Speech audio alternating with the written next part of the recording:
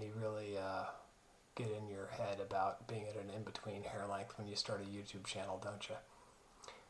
I love shame. I love shame so much, I wrote a whole book about it. A lot of my interest in shame comes from my experience within the Christian church, especially the stripe of Christianity in America, of Calvinism, this Calvinist doctrine of total depravity. We are totally depraved. The only thing that makes us acceptable in God's eyes is bringing on the image of Christ. Without him, we are nothing. That message, I think I interpreted it as some sort of tough love in my time in the church, and in becoming a therapist, I saw that, well, actually, that's not love of any kind. That's shame. Love's relational opposite. And so working through shame, getting out of shame, having a massive impact on my life and the lives of others around me has been a really important part of my practice.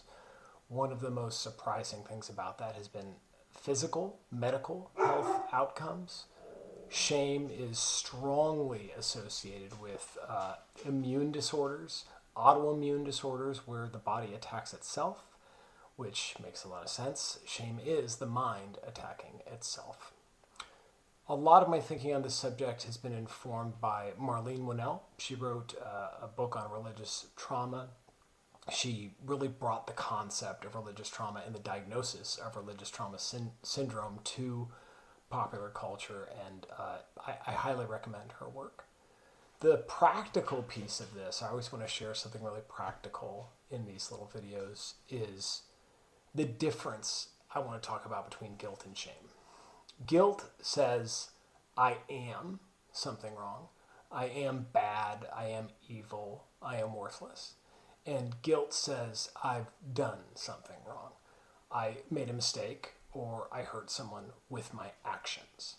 That distinction is really widely used, probably mostly within the work of Brene Brown, who's done some great work to bring this to a really, really big cultural valence.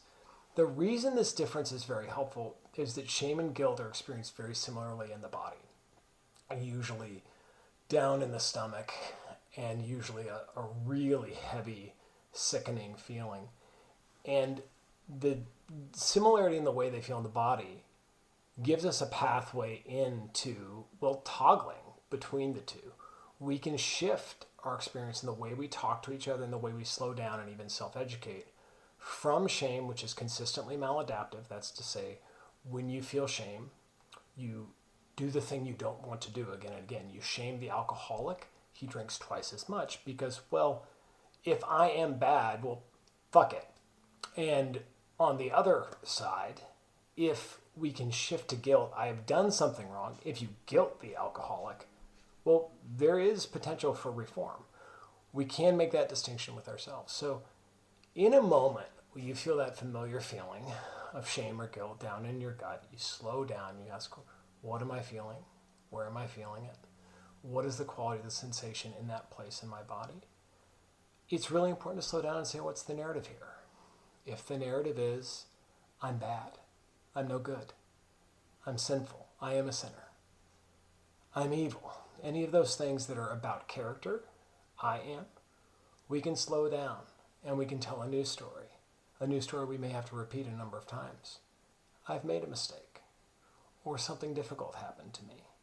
If we make it about behavior rather than character, we can move from shame to guilt, and guilt is something that can be processed through. Shame is quite often a spiral.